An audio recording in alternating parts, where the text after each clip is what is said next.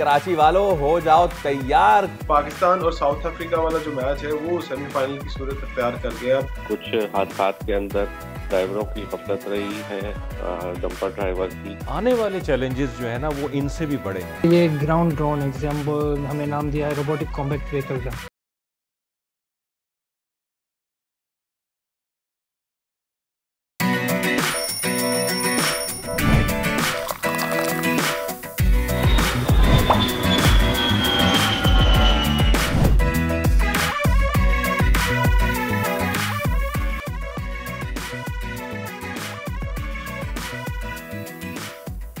अस्सलाम वालेकुम, खुशामदीद and very good morning. This is Sonia, आप देख रहे हैं दुनिया बोल है और मैं हूं सैयद फैसल करीम। उम्मीद करते हैं कि आपके दिन का आगाज बहुत अच्छा हुआ होगा, बहुत ही ज़बरदस्त हुआ होगा और फाइनली कराची वाले आज हो जाए तैयार, क्योंकि आज है उनके लिए बड़ा दिन। आज नेशनल बैंक अरीना में क्या होने जा रहा है वो भी हम आपको बताएंगे, मैच में क्या होगा उस पर भी कुछ बात कर लेंगे। लेकिन आगाज़ हम कर लेते हैं थोड़ा सा दुनिया की मंजर आम पे होने वाली एक बड़ी पॉलिटिकल डेवलपमेंट से, और वही हुआ जिसका डर था। गज़ा में सूरत हाल एक बार फिर जो है वो बिगड़ती हुई दिखाई दे रही है। इसराइली अज़ाइम तो काफ़ी दिन से ही नेतन्याहू के बयानात में वाज़े दिखाई दे रहे थे, लेकिन अब इसराइल की जानिब से मुसलसल इश्तियाल अंगेज़ी और सदर डोनाल्ड ट्रंप के गैर संजीदा बयानात के बाद आखिरकार हमास का सबर जवाब दे गया है और उन्होंने इसराइली यरगमालियों की रिहाई के अमल को मुअत्तल करने का ऐलान कर दिया है।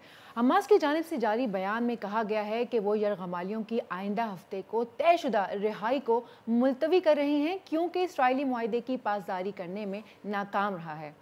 बिल्कुल, और इस सारी सूरत हाल के बाद अब खबरें यही हैं कि शायद इसराइली फ़ौज फिर से गज़ा में नई मुहिम जोई भी कर सकता है। अब इस तमाम तर मामले में जो अब सामने चीज़ें खुल के आ रही हैं वो बहुत ही ख़तरनाक है। गुज़िश्ता दिनों अक़वाम मुत्तहिदा के तर्जुमान फ़रहान हक़ की जानिब से जब उनसे सवाल हुआ तो ये बयान उन्होंने दिया कि जो मुआहदा हुआ है उसमें अगर ताख़ीर हुई तो फिर ये मसला हो सकता है। यानी जाहिर सी बात है, ही वॉज टारगेटिंग हमास, और वो किसके तर्जुमान बल्कि बोल रहे थे ये भी सबके सामने आ गया। लेकिन दूसरी ही जानिब जब हम देखें इसराइल के साबिक जो वज़ीर दिफा हैं उनका एक बहुत ही क्रूल किस्म का, एक बहुत ही श्रूड किस्म का, बहुत ही ज़ालिमाना किस्म का एक बार फिर बयान सामने आया है। और उसमें जो वो मौसूफ़ है साबिक नेशनल सिक्योरिटी उसके वज़ीर अमार बिन गौयर, उनका कहना है कि हमास की जानिब से मज़ीद इसराइली जो यरगमाली हैं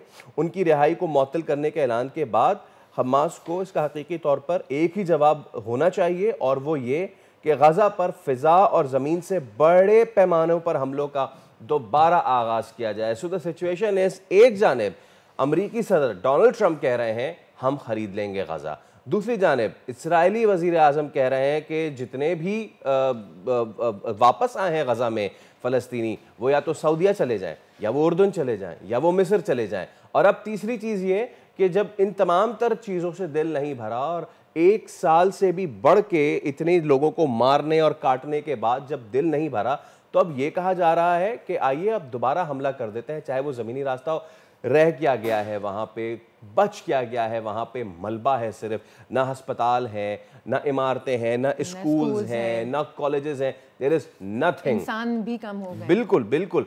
तो अब इस तमाम तर मामले में क्या होगा ये तो हम अब देखेंगे कि किस तरीके से मामला आगे बढ़ते हैं।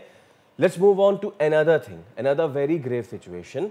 और आपने देखा कि पिछले दिनों कराची में क्या कुछ होता रहा है। हुकूमती कोशिशें हुई, ऑर्डिनेंस, कानून, मुहिम, गिरफ्तारियां, क्रैकडाउन, सब कुछ बेकार हो गया। हम बात कर रहे हैं जो एक और कश्ती हादसा हुआ है और बैरून मुल्क कई जानें इसमें जो है वो जा चुकी हैं। This is been a grave situation exactly, और इसमें साथ साथ पाकिस्तानियों की भी जानें गई हैं। इस बार हादसा लीबिया के साहिल पर पेश आया, जहां पाकिस्तानी शहरियों को ले जाने वाली एक और कश्ती हादसे का शिकार हो गई और अब तक 10 लाशें निकाली जा चुकी हैं। जबकि कहा यह जा रहा है कि कश्ती में तकरीबन 65 अफराद सवार थे। लेकिन सवाल यहाँ ये है कि हुकूमत तमाम तर कोशिशों के बावजूद इंसानी स्मगलर्स को रोक पा रही है, ना बैरून मुल्क जाने वाले ख्वाहिशमंद को समझा पा रही है। और इतनी ही ये अलार्मिंग सिचुएशन है सोनिया कि वो जो सुनहरे ख्वाब की खातिर जाते हैं और उनका जो अंजाम होता है वो बहुत भयानक होता है। अभी हम उस ग्रीस वाले वाक़े को ही रो रहे थे। अभी हम लिबिया में जो इससे पहले वाक़या हुआ था उसी को रो रहे थे। अभी लाशें आने का सिलसिला जारी था। हमें पता है नहीं है कि कौन कितना कहाँ पे कैसे जो है वो जहाँ हुआ। इससे पहले आपको याद होगा कि 80 अफराद डूबे थे, गालिबन कोई 35 सर्वाइवर्स थे और बाकी जितने थे देवर प्रिज्यूम टू बी डेड, उन्हें मुर्दा समझ लिया गया था। उनकी तफसीलात अभी आ रही थी, लेकिन अब ये हो रहा है कि अब एक और वाक़या इस तरह पेश आ गया। लेकिन मेरी एक बात, मुझे लगता है आपको और हमारे देखने वालों को सभी को यही चीज़ जहन में गर्दिश कर रही होगी कि आखिर ये बैक टू बैक हो क्यों रहा है? एग्जैक्टली कौन है इसके पीछे और क्यों ऐसे हो रहा है कि इतना क्रैकडाउन कर दिया, इन्वेस्टिगेशंस हो रही हैं, लेकिन मामला हल क्यों नहीं हो रहा है? सवाल ये है। अब इसमें मसला ये है कि एयरपोर्ट से लेके और वो तमाम तर रास्ते जहाँ पे ये चीज़ें हो रही हैं वहाँ पे क्रैकडाउन होना। हमारे साथ मौजूद है साबिक डायरेक्टर FIA सज्जाद बाजवा साहब।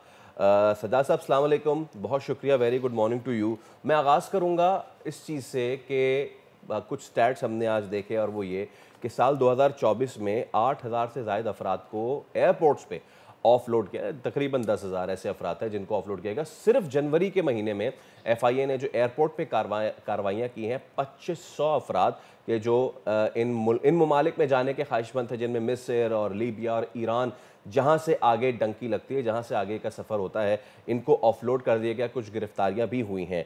तो सज्जाद साहब, इदारे अपना काम कर रहे हैं, लेकिन ये लास्ट विंडो पे काम हो रहा है, यानी कि जाने से पहले पकड़ रहे हैं। उन एजेंट्स के खिलाफ क्रैकडाउन जब तक नहीं होगा सज्जाद साहब, ये इसी तरह से होता रहेगा, इसी तरह हमारे पास नंबर्स और स्टैट्स आते रहेंगे।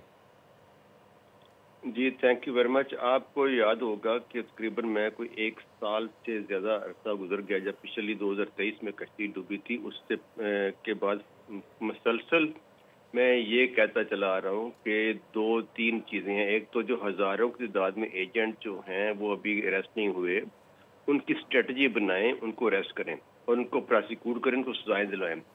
दूसरी बात ये है कि जो लोग सैकड़ों या हज़ारों की तादाद में ऑलरेडी पहुंच चुके हुए हैं, जो लीबिया में हैं, जो कैंपों में हैं, जो इराक में हैं, जो आगे जो मौरितानिया में या दूसरे जो इस सराउंडिंग एरिया में जो ऑलरेडी पहुंच चुके हुए हैं, तो उनकी वापसी का देखें, आप डाटा एनालाइज करें कि कौन कौन से लोग गए हैं, किस वीज़ा पे गए हैं, विजिट वीज़ा पे गए हैं, किसी ज़ियारतों पे गए हैं, तो वापस क्यों नहीं आए। आगे आप जो फॉरेन ऑफिस का काम है, फिर ministry of interior, foreign office और FIA का, इनका मिलके एक ज्वाइंट काम चाहिए। डाटा शेयर करें एक दूसरे के साथ और फिर उसको एनालाइज करें कि कौन कौन गया था, कौन वापस नहीं आया, अभी कहाँ पे है, उनकी लोकेशन ट्रेस करें, उनको वापस बुलाएं, उनकी वापसी के लिए रास्ता करें। ये ना हो कि वो बेचारे अभी आस्ता आस्ता एक एक कश्ती डूबती चलती जा रही है और वो मरते चले जाएं। लेकिन इनमें से एक और बात है जो लोगों के लिए, कि जो इस आस पे बैठे हैं ना कि हम यूरोप पहुंच जाएंगे, अब वो कश्तियां डूबेंगी, आगे नहीं कोई पहुंच सकेगा। ये एक जो है रिटर्न जो है वो एक स्ट्रेटजी है, ये इनको डुबो दिया जाए लेकिन ये आगे बॉर्डर पे ना पहुंचे। जी सज्जाद साहब, कुछ रोज़ पहले ही जब एक बड़ी कश्ती इसी तरीके से डूबी थी और उसके बाद हमारे ही गेस्ट आए, हमने उनसे पूछा, उन्होंने कहा कि ये होना चाहिए, ये होना चाहिए, लोकेशंस आइडेंटिफाई करें तो नेटवर्क को आइडेंटिफाई किया जाए, और काफ़ी हद तक ये हुआ भी। उसके बाद जो है उन्होंने स्ट्रैटेजी डिज़ाइन की, इसके ऊपर इम्प्लीमेंट हुआ, जी पकड़े जाएंगे तो ये होगा। ये सारी सर बातों की हद तक तो बहुत सुनने में अच्छा लगता है, लेकिन इसके ऊपर इम्प्लीमेंट क्यों नहीं हो पा रहा? क्या जो इंसानी स्मगलर्स हैं, क्या वो नेटवर्क इतना स्ट्रॉन्ग है कि उनके ऊपर कोई हाथ नहीं डाल पा रहा है? आखिर ये मामला हल क्यों नहीं हो रहा? देखें, आपकी सीरियसनेस जो है वो बताती है कि आप कितने सीरियस हैं। और सबसे पहले जिन डिपार्टमेंट्स ने ये काम करना है वहाँ पे कैसे लोग अपॉइंट किए हैं, किस पोजीशन पे कौन बैठा हुआ है, और ये टॉप से शुरू होता है। आपकी जो सिलेक्शन है वो बताती है कि आपने एक DG FIA किस कैटेगरी का, किस जो है वो रेपुटेशन का बंदा बिठाया है। अगर DG जो है उसकी रेपुटेशन बताएगी कि वो किस कैटेगरी के बंदों को चाहते हैं अच्छी पोजीशनों पे।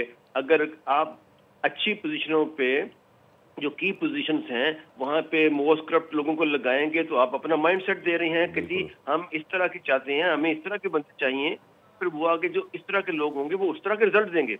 लेकिन अगर आप ऐसी पोजीशन पे ईमानदार लोगों को लगाएंगे, कॉम्पिटेंट लोगों को लगाएंगे, तो आप अपना माइंडसेट देंगे कि नहीं हम सफाई चाहते हैं। और तो ये सारे आप को देखेंगे दूसरी चीजों से जो रिसेंटली पोस्टिंग हुई हैं, जो पहले हुई हैं, वो बताती हैं कि भाई किस कैटेगरी के लोग जो हैं, अगर आपने जिनके करोड़ों में, जिनके खिलाफ FIRs हुई हैं, वो गिरफ्तार हुए हैं, करोड़ों रुपया रिश्वत लेने वाले, अगर उनको आप अहम पोजीशन में बैठा देंगे तो फिर उसके बाद आप ये मत तवक्को करें कि ये उसमें कमेटी आ जाएगी।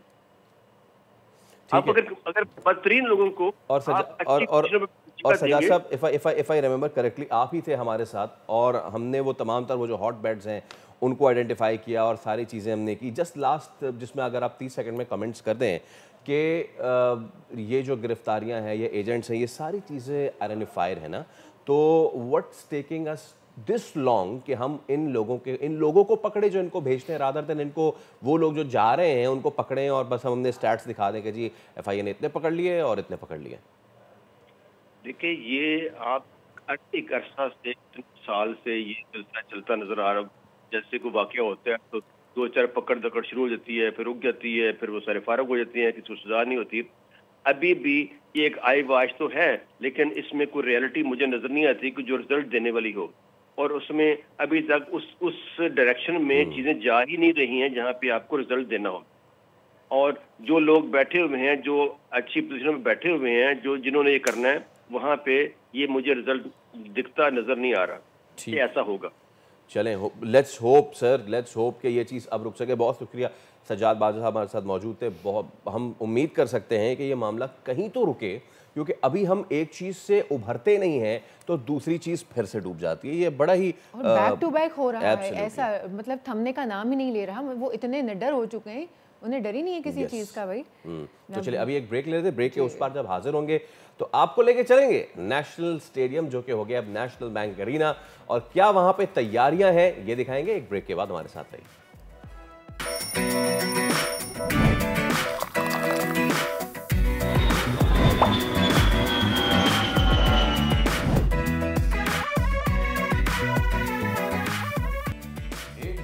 आपको कहेंगे खुशामदीद, और कराची वालों हो जाओ तैयार, क्योंकि ICC चैंपियंस ट्रॉफी के लिए नेशनल स्टेडियम की अपग्रेडेशन का काम मुकम्मल हो चुका है। इसका नाम भी तब्दील हो चुका है, जिसका नाम है नेशनल बैंक अरीना, और आज होगी रंगारंग इफ्तिताही तकरीब। और इफ्तिताही तकरीब की तैयारियां जो है वो कंप्लीट कर ली गई हैं। तकरीब में मारूफ गुलकार शफकत अमानत अली, साहिर अली बग्गा, अली जफर अपनी आवाज़ का जादू जगाएंगे, आतिशबाजी का मुजाहरा होगा, लाइट शो भी होगा। ऐसे ही है ना? सबसे अच्छी बात पता है क्या? क्या?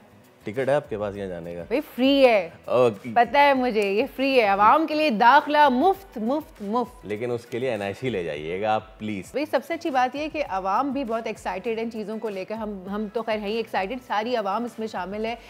मैं तो इसलिए एक्साइटेड हूँ कि साहिर अली बग्गा भी हैं वहाँ पे, अली जफर भी आ रहे हैं, और भी काफ़ी सारी लाइट शो भी होगा। पहली बार ऐसे होना जा रहा है मेरे ख्याल से national stadium after the upgradation. और मैं इसलिए एक्साइटेड हूँ क्योंकि मैं पहले देख के आ चुका हूँ। आप देख के भी आ गए? वो दैट्स नॉट फेयर। क्या देख के आए भाई? आप हमें भी दिखाइए। चले दिखाते हैं आपको कि मैंने जब गया स्टेडियम तो मैंने क्या देखा, क्या तैयारियां हैं वहां पे। देखिए Karachi national bank arena stadium, और पूरी तरह तैयार है चैंपियंस ट्रॉफी की जो है तमाम तर मेहमानों को खुशामदीद कहने के लिए। तमाम तर मैचेस यहाँ पर होंगे कराची में, और क्या ही बज़ और क्या ही जोश और क्या ही जुनून होगा। मेरे पीछे आप देख सकते हैं वो स्क्रीन जो है वो नई नस्ब की गई है, जहाँ पे लोग जो है लुत्फ अंदोज होंगे और देखेंगे। और मेरे ये बिल्कुल पीछे ये जो आप नई बिल्डिंग देख रहे हैं, ये बिल्डिंग जो है ना, ये नई इमारत बनाई गई है। VIP बॉक्स यहाँ पर है, और इसके साथ साथ वो जो 20,000 वाला टिकट है वो भी यही का है। और यहाँ से क्या मैच का लुत्फ आएगा। और नीचे ICC जो कोड ऑफ कंडक्ट है और जो दीगर बॉडीज़ हैं उनके लिए बनाए गए हैं वो बॉक्सेस। और ये मेरे पीछे जो आप देख रहे हैं ये है वो नया स्कोर बोर्ड, जो पहले शायरीन के मुंह पे आ जाता था, लेकिन अब ऊपर कर दिया गया है। क्या ही ज़बरदस्त यहाँ से नज़ारा होगा जब यहाँ पे मैच करारा होगा। वाह भाई ज़बरदस्त, अकेले अकेले होके भी आ गए, जबरदस्त। नहीं चले, ये तो अभी कुछ हुआ नहीं तो मैं अकेले होगा ना, आप तो जाएंगी जब कुछ हो रहा होगा। हाँ, तो फायदे में तो आप फिर रहेंगी। तो खैर भाई, अच्छा अब इस तमाम तर मामले में जब हम सेलिब्रेट कर रहे हैं, वी आर जुबिलेंट, तो हो ये रहा है कि एक और 3 मुल्की क्रिकेट सीरीज भी हो रही है ना, वो ओवर शेडो ना आ जाए, तो उस पर भी हम बात कर लेते हैं। न्यूजीलैंड ने साउथ अफ्रीका को 6 विकेटों से शिकस्त दे दी, फाइनल के लिए क्वालिफाई कर लिया। कुदरत का निज़ाम पाकिस्तान के लिए फिर एक्टिव हो गया, क्योंकि पाकिस्तान पहला मैच हार गया था। उनको हराने में जो कीवीज़ के केन विलियमसन थे उनका बहुत बड़ा हाथ था। केन विलियमसन ने कल एक मरतबा फिर बड़ी शानदार परफॉर्मेंस दी, 133 और कॉनवे 97 रन के साथ जो हैं वो नुमाया तरीन रहे हैं। अब पाकिस्तान के लिए एक बार फिर राहें खुल गई, क्योंकि कल, आज तो क्रिकेट का मेला सजेगा, यहाँ पे इनॉग्रेशन होगी। कल होगा मैच पाकिस्तान और साउथ अफ्रीका का, जो कि एक वर्चुअल सेमीफाइनल की हैसियत इख्तियार कर गया। तो इमरान सुहेल, क्रिकेट एक्सपर्ट, हमारे साथ मौजूद है। इमरान, अस्सलाम वालेकुम, गुड मॉर्निंग। और चलिए आगाज़ हम कर लेते हैं मैच से ही। New Zealand is on the roll, बहुत ही हॉट फॉर्म में है, और केन विलियमसन तो क्या ही बात है उनकी। अच्छा, अब हुआ ये कि जी अब पाकिस्तान को एक और इससे लेवरेज मिल गया है, पाकिस्तान साउथ अफ्रीका। लेकिन हुआ ये भी है कि इमरान, साउथ अफ्रीका इतनी भारी टीम लेके न्यूजीलैंड के खिलाफ नहीं उतरा था, वो पाकिस्तान के खिलाफ भारी टीम लेके उतरेगा। So what are your expectations with the match Imran? सबसे पहले तो आप दोनों को अस्सलाम वालेकुम और गुड मॉर्निंग। पाकिस्तान जिस तरह से न्यूजीलैंड के खिलाफ जो परफॉर्मेंस हमने देखी, हम एक्सपेक्ट नहीं कर रहे थे कि पाकिस्तान अपने ही कंट्री के अंदर और अपने होम ग्राउंड में एडवांटेज ना उठा पाए। और जब टॉस हम हारे तो न्यूजीलैंड के कैप्टन ने बैटिंग की, तो रिजवान ने कहा कि वो बैटिंग करेंगे। लेकिन जब आपने देखा इब्तदाई ओवर में बॉलिंग की अगर हम बात करें, तो स्पिनर आपको वहां पर चढ़ाई करते हुए दिखाई दिए तमाम बैटर्स के ऊपर। और सलमान अली आगा का जब पहले ही बॉल ब्रेक हुआ तो कमेंटेटर भी हैरान हो गए कि इतना ब्रेक हो रहा है, लेकिन बदकिस्मती से हम उस एडवांटेज का फायदा नहीं उठा पाए। और फिर सिलेक्शन का जो हम बातें कर रहे थे, वो सारी की सारी चीजें खुलकर सामने आ गई, हमें वो शिकस्त हो गई।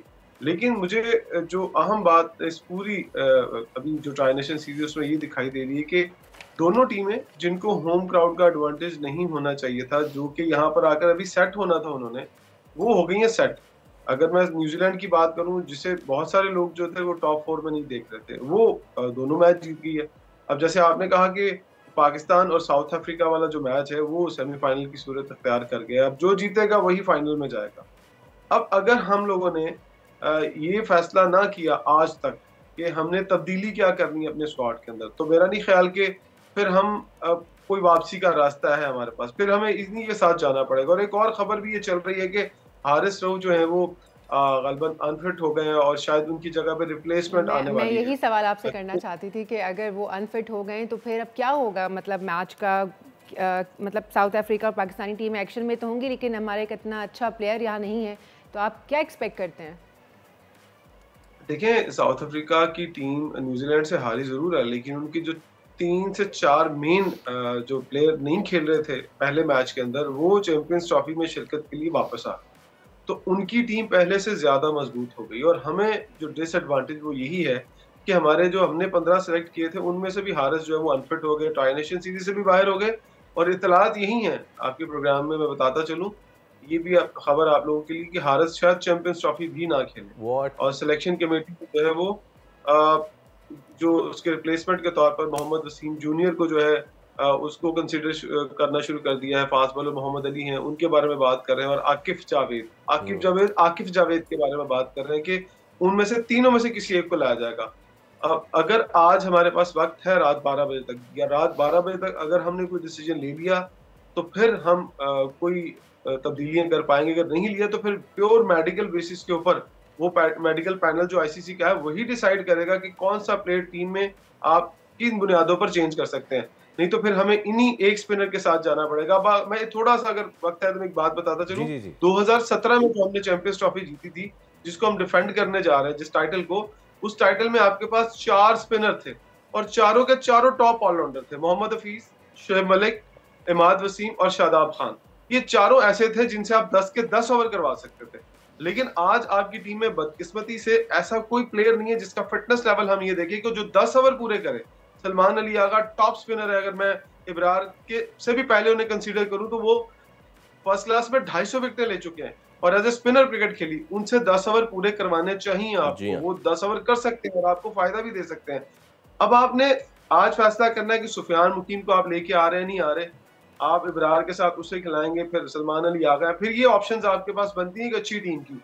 वरना इंडिया 4 स्पिनर के साथ आ रहा है। जडेजा ने पिछला मैच जो खेला है उसके अंदर 3 उन्होंने इंग्लैंड के खिलाड़ी आउट किए, 10 ओवर में सिर्फ 32 रन दिए हैं। और आपके बॉलर जिनको आप खिला रहे हैं, खुशदिल शाह को जिन्होंने 9 ओवर में 66 रन दे दिए, शाहीन शाह आफरीदी इब्तदाई ओवर बहुत अच्छे करते हैं, लेकिन वही बात कि 10 ओवर करने होते हैं। यहाँ 4 ओवर का गेम नहीं है, T20 का गेम नहीं, आपको 10 के 10 ओवर एक रिदम के साथ करने हैं। और जब पुराना बॉल हो जाता है उसको तभी रिवर्स स्विंग कर सकते हैं जब आपके पास पेस होती है, जब आपकी बॉडी में जान होती है। तो अनफॉर्चुनेटली जो हमने पिछले जो एक्सपीरियंस किए हैं, मेरा ख्याल है कि जो टेस्ट सीरीज हमने खेली वेस्ट इंडीज के अगेंस्ट, वो जो हमारा प्लानिंग, जो हमारा मंसूबा था, जो फॉर्मूला था, वो मुझे नाकाम दिखाई दिया। ना आपने अपने बैट्समैन को ट्रैक दिया बैटिंग का, ना वो फॉर्म में आ सके, और ना ही आपके फास्ट बॉलर खेले। इमरान, अब इसमें एक और चीज़ है ना कि देखें बात ये कि हम 10 साल की प्लानिंग नहीं कर सकते, हमें प्रोएक्टिव रह के चीज़ें करनी पड़ती हैं। सीरीज़ टू सीरीज़ मामलात आगे पीछे करने पड़ते हैं। ठीक है, हमारे पास, हमने आकिब जावेद का वो मशहूर डायलॉग कि हमारा फार्मूला क्या है, घास उड़ा दो, स्पिन करा दो, 20 विकेटें ले लो।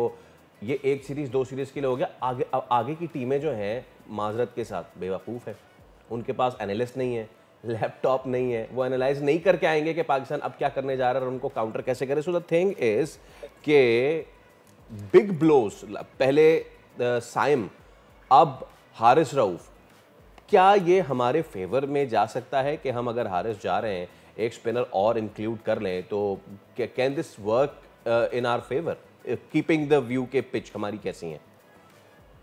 देखिए, बिल्कुल एक वैलिड पॉइंट आपने रेज किया है कि हम स्पिनर को ऐड करने से फायदा होगा। मैं इससे भी आगे चला जाता हूँ, हमें पहले से ही ऐड कर देना चाहिए, और शायद अगर ऐड किया होता तो हम न्यूजीलैंड से मैच ना हारते। आज हम क्यों उसको, जो हमारा सुफियान मुकीम है, उसको क्यों नहीं डालते? और सबसे बड़ी बात, बहुत सारे लोगों ने बात की, जो अच्छे एनालिस्ट हैं, जो अच्छे टेस्ट क्रिकेटर रहे हैं, उन्होंने कहा कि साजिद खान, व्हाई नॉट साजिद खान? साजिद खान आपको 2 सीरीज जितवा देता है, इंग्लैंड वाली और वेस्ट इंडीज वाली, और फिर पाकिस्तान के अंदर हो रहा है, और पिचेस भी टर्न करती हैं। कराची का पिच बेहद ब्रेक करता है, लेकिन क्या साजिद खान को क्यों नहीं? वो आपके जीत के फार्मूले में था, तो फिर क्या आप उसको अगले में क्यों नहीं डाल रहे? मतलब आप कहीं ब्लंडर कर रहे हैं, या कहीं आप अड़ गए हैं जिद के ऊपर, या आपने कहा नहीं, जो मेरा फैसला है वो मैं वही रखूंगा। आपको अगर गलती हो गई है तो माजरत के साथ यू टर्न बुरा नहीं होता है, यू टर्न ले लेना चाहिए। ये ना हो कि आपकी सीरीज भी हाथ से चली जाए, चैंपियंस ट्रॉफी भी हाथ से चली जाए, और बाद में फिर आप भी यहाँ से चले जाएं, फिर आप इस इंतजार में रहें कि आपको भी आके कोई बाहर निकाले। तो उससे पहले फैसले ठीक कर लें, ताकि पाकिस्तान की क्रिकेट और पाकिस्तान की जो आवाम है उसे खुशियां मिल सके। हो सकता है इमरान, हो सकता है कि ये जो हुआ है ये कुदरत का निज़ाम, हो सकता है कि ये कुदरत का निज़ाम ऐसे हमारे लिए प्ले कर दे कि हारिस बहुत पिछले मैच में भी बहुत ज़बरदस्त कर रहे थे, लेकिन वो अब आउट हो चुके हैं, तो हो सकता है कोई स्पिनर ले आए, हो सकता है उससे फ़ायदा उठा लें। बहुत शुक्रिया आपका इमरान के। बात ये है कि हम सब ना बहुत मोहब्बत करते हैं क्रिकेट से, ठीक है, लेकिन फिर होता यह है कि जब इस तरह की चीज़ें आती हैं और फिर एक्सीडेंटल ब्लोज होना शुरू हो जाते हैं। There is a whole research कि 1992 से हमारे साथ वर्ल्ड कप से और बड़ी ट्रॉफी से पहले एक ना एक प्लेयर ना अनफिट होकर बाहर होता रहा है। ये हमारे साथ बहुत पहले से चलता रहा है। मैं क्या वकार, क्या वसीम, अब पता है ऐसा है कोई काला जादू चल रहा है, लेकिन मोहब्बत इतनी होती है ना क्रिकेट से।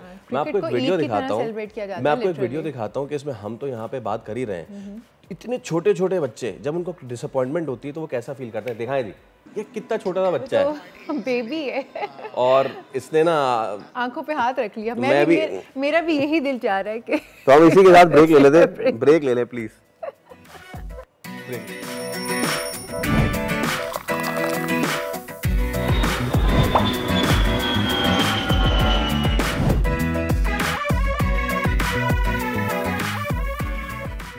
Welcome back. एक और दिन, एक और हादसा। कराची में हैवी ट्रैफिक को कंट्रोल ना किया जा सका। हादसात की शक्ल में घर उजड़ने का सिलसिला थम ना सका। फैसल, एक हादसे के तो आप आई विटनेस हैं, जो मिलेनियम मॉल पर हुआ था, और एक कोरंगी क्रीक पे जो हुआ उसकी मैं विटनेस हूँ। मतलब ये हमारी आंखों देखी कहानी है। और ये कराची वाले अब इसीलिए शायद पैदा हुए हैं कि वो उठें, टैक्स दें, काम करें, घर वापस जा रहे हो तो उनको कोई टैंकर डंपर कुचल दे। अफसोसनाक एक और हादसा पेश आया मंगो पीर में, ड्राइवर फरार हो गया। हमेशा की कहानी, ड्राइवर फरार हो गया। अगर हम बात करें स्टार्ट्स की, शहर क़ायद में रवां साल अब तक, ये रवां साल अभी हुए हुए कोई क्या 1 महीना और कितने 10 दिन हुए ना, 1 महीना 10-11 दिन हुए। ट्रैफिक हादसात में 100 अफराद जान की बाजी हार चुके हैं, 100 अफराद जान की बाजी हार चुके हैं। तो इस पर जो है हम बात भी कर लेते हैं, क्योंकि बहुत ही अब सिचुएशन जो है हमारे हाथों से निकलती जा रही है। अब इसमें हो ये रहा है कि अब डंपर एसोसिएशन वाले भी खड़े हो गए कि वो जाम कर देंगे, लोग जो हैं अब वो निकलना शुरू हो गए। और अभी अभी जैसा कि हम प्रोग्राम स्टार्ट कर ही रहे तो हमें खबर आई कि लांडी में 2 ट्रक जो उनको आग लगा दी गई। इस पर हम बात कर लेते हैं। हमारे साथ मौजूद है DIG ट्रैफिक अहमद नवाज चीमा साहब। चीमा साहब अस्सलाम वालेकुम, बहुत शुक्रिया। और हमें मालूम है कि ये मामला आप लोगों के लिए भी एक दर्द सर बना हुआ है, लेकिन जिनके प्यारे चले जाते हैं सर उनको कोई जवाब हम में से तो नहीं दे सकता। तो सर क्या इशू है? एक के बाद एक वाक़यात होते जा रहे हैं और अब तो ये मामला इस हद तक आ गया है कि लोग खड़े हो गए हैं, लोग और डंपर एसोसिएशन एक दूसरे के खिलाफ आ गए हैं। आज सुबह ही आपकी भी नॉलेज में होगा कि लांडी बाबर मार्केट के पास एक वाटर टैंकर और एक आटे का ट्रक जो है उसको जला दिया गया है। कहाँ जा रहे हैं हम और क्या होने जा रहा है? जी बहुत शुक्रिया। जो पिछले दिन में हादसा हुए हैं, ट्रैफिक पुलिस भी आम शहरियों की तरह उसके ऊपर कंसर्न है और जो इसके पीछे अवामिल कार फरमा है जो गाड़ियों को चलाने के लिए, उसके ऊपर भी हमें तशवीश है कि इससे जो लॉ एंड ऑर्डर की सिचुएशन है वो ख़राब होने का अंदेशा है। लेकिन देखिए हादसा जो है वो तमाम जगहों पे होते हैं। कराची के अंदर जो हादसा हुए हैं वो भी उसमें कई अवामिल कार फार्मा रहे हैं। कुछ हादसा के अंदर ड्राइवरों की गफलत रही है, डंपर ड्राइवर की। कुछ हादसा के अंदर ये है कि मैकेनिकल फॉल्ट हुए हैं और बाद हादसा के अंदर हमारे मोटरसाइकिल सवारों की जो गफलत है वो भी शामिल रही है। तो कोई एक इसका जिम्मेदार कोई एक सेगमेंट नहीं कहा जा सकता है। हर जगह हादसे के लिए कई वो वजूहात हो सकती हैं, लेकिन ताहम कराची पुलिस जो है वो इस सूरत से पूरी आगाह है और गवर्नमेंट भी इसके ऊपर काम कर रही है। मुख्तलिफ तजावीज़ के ऊपर काम हुआ है जिसमें सर फहरिस्त ये है कि जो रेती बजरी या कंस्ट्रक्शन मटीरियल के डंपर से उनका शहर में दाखिला दिन के औकात में बंद किया गया है। जी वैसे चीमा साहब जो वाटर टैंकर है जी चीमा साहब उनका अभी जो है वो 24 घंटे चलेंगे क्योंकि वो एसेंशियल गुड्स में उनको इस्तिस्ना भी हासिल है। जी चीमा साहब, वैसे लोग जो मुश्तइल हैं, जो आवाम एक्चुअली मुश्तइल है, वो डंपर्स के औकात की वजह से हैं कि जब एक अनाउंसमेंट कर दी गई है कि डंपर्स जो हैं वो रेगुलर आवर्स जो कि आम आवाम जिस वक्त सड़क पर निकलती है उस वक्त वो नहीं निकलेंगे, उनको रात के लिए मुकर्रर कर दिया गया है, उनके लिए वक्त मुकर्रर कर दिया गया है, वो उस वक्त नहीं निकल रहे हैं, वो सुबह के वक्त आ गए हैं, जिसकी वजह से आज मुश्तइल होकर अभी सुबह जो है वो ट्रक में आग भी लगा दी गई है डंपर के अंदर। सो ऐसा क्यों है कि आप लोग उसके मतलब उनको क्यों नहीं बावर करवा सके? वो क्यों जो आपके बताए गए औकात हैं वो उनसे आगे क्यों निकल कर आ गए? देखिए काफ़ी सारी कुछ गलत फहमी भी फैली हुई है और अभी ये जो जिस ट्रक को आग लगाई गई है वो डंपर नहीं है जी। उसके ऊपर अगर जो बोरियां लोड है तो उसको डंपर नहीं कहा जा सकता। डंपर जिन डंपरों के ऊपर पाबंदी लगाई गई है वो थे जो कि पहले कोरंगी में हादसा हुआ जिसके अंदर रेती बजरी जो है वो लोड थी और उनके ऊपर मुकम्मल पाबंदी लगा दी गई है और उस कल से बल्कि परसों से कराची के रोडों पे कहीं पे भी दिन के औकात में डंपर नजर नहीं आया। इनकी जो एसोसिएशन है उनके साथ भी हमने मीटिंग करके उनको भी बावर करा दिया और उन सब ने कराची में जो हादसा की रोकथाम के लिए इन पाबंदियों से इत्तफाक किया है और इसमें ताउन करने की यकीन दहानी कराई है। अब जो इंडस्ट्रियल एरियाज हैं कोरंगी के अंदर इंडस्ट्रियल एरिया है, वहाँ पर जो इंडस्ट्री चलने के लिए बहुत सारा जो माल मटेरियल है उसने आना होता है, लेकिन वो डंपर्स नहीं होते, वो मुख्तलिफ किस्म के ट्रक होते हैं जी। और और वाटर टैंकर्स जो हैं उनके ऊपर अभी तक कोई पाबंदी नहीं है, वाटर टैंकर्स चल रहे हैं। और शीमा साहब, वाटर टैंकर से गालिबन इतना हुआ भी नहीं जितना ये बड़े बड़े डंपर से हुआ है। नाउ माय क्वेश्चन इज शीमा साहब कि अब जो डंपर्स एसोसिएशन वाले हैं, कल उन्होंने बयान दे दिया है कि जी औकात कार हैं और हमारे साथ ज़्यादती हो रही है। आई वंडर कि उनके साथ क्या ज़्यादती हो रही है, क्योंकि हम उनसे भी अभी बात करेंगे। तो उन्होंने कहा जी हम कराची बंद कर देंगे और जाम कर देंगे और ये सब कर देंगे, वो सब कर देंगे। दूसरी तरफ लोगों को तो हम और आप ही समझाएंगे कि क्या ट्रक और क्या डंपर और उसमें क्या फ़र्क है, लेकिन उनको हम नहीं समझा सकते जिनका चला गया प्यारा। उनके लिए डंपर, ट्रक, ट्रॉली, गधा गाड़ी सब बराबर है कि जिसने उसके बच्चे को मार के वो चला गया। सो आपको लगता है कि अब चीज़ें बेहतरी के बजाय मज़ीद बदतर होती जा रही हैं? दिस कैन, खाकम बदहन, मेरे मुंह में खाक, this can go to some big dispute. जी देखें, हम सब की जिम्मेदारी है और हम अवाम को हम भी समझाएंगे। आप मीडिया हैं, आपके ज़रिए भी अवेयरनेस होनी चाहिए कि जिन डंपर्स की वजह से कुछ ये टोटल 4 हादसा हुए हैं शहर में कल तक, जो कि जिसमें डंपर्स इन्वॉल्व थे। बाकी जो है वो हैवी ट्रैफिक मुख्तलिफ एक किस्म की जो है वो हादसा के अंदर इन्वॉल्व रही है। और ये शहर के अंदर यही औकात कई सालों से शहर के अंदर चल रहे हैं कि जो बाकी किस्म की हैवी ट्रैफिक है वो रात को अलाउ होती है, लेकिन जो इंडस्ट्रियल एरियाज हैं या जो पोर्ट के एरियाज हैं उसके अंदर दिन के औकात में भी हैवी ट्रैफिक को इजाज़त है। और ये तकरीबन 15-16 साल से यही निज़ाम चल रहा है। और सर आखिर में सिर्फ ये बता दीजिएगा, ये जो डंपर एसोसिएशन वाले हैं, इन्होंने कोई बात की है आपसे या इनका कोई राब्ता हुआ है? ये जो करने जा रहे हैं इस पे कुछ होगा? जी, हमारे इनके साथ मुज़ाकरात हुए हैं। अच्छा।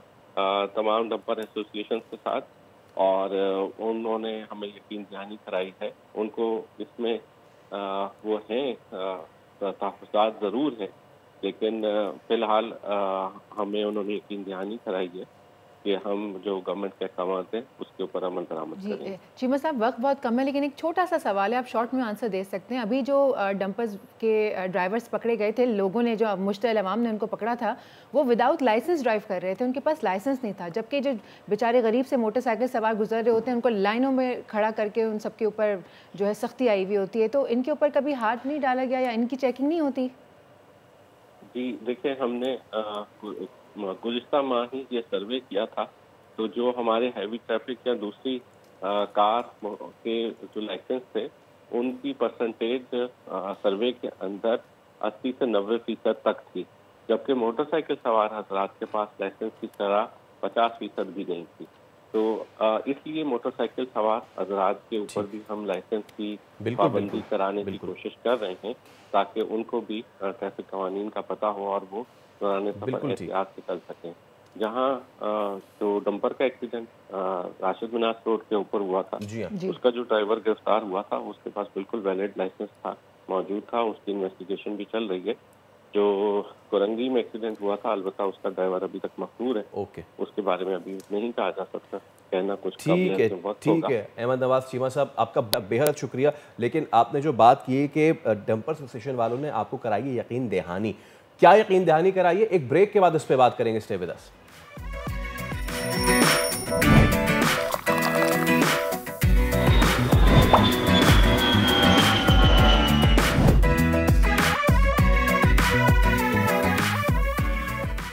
एक बार फिर आपको ब्रेक के बाद खुशामदीद कहेंगे। आप देख रहे हैं प्रोग्राम दुनिया बोल है और thank you for joining us. हम ब्रेक पे जाने से कबल बात कर रहे थे कि किस तरह कातिल डंपर शहरियों की जान ले रहा है और अब शहरियों ने उस पर रिएक्ट करना शुरू कर दिया है। मुश्तइल हो गए, अवाम मुश्तइल हो गए, बिल्कुल। अच्छा, अब इसी पे हम बात कर लेते हैं क्योंकि इसका सबसे बड़े स्टेक होल्डर ये डंपर और ट्रक वाले ही हैं। तो हाजी लियाकत महसूद, सदर all dumper truck transport owners association, हमारे साथ मौजूद हैं। हाजी लियाकत, अस्सलाम वालेकुम। और सबसे पहले तो ये बताइए कि आज भी सुबह में लोगों ने अब सिर्फ ट्रक और डंपर नहीं बल्कि एक पानी का टैंकर था उसको भी आग लगा दी।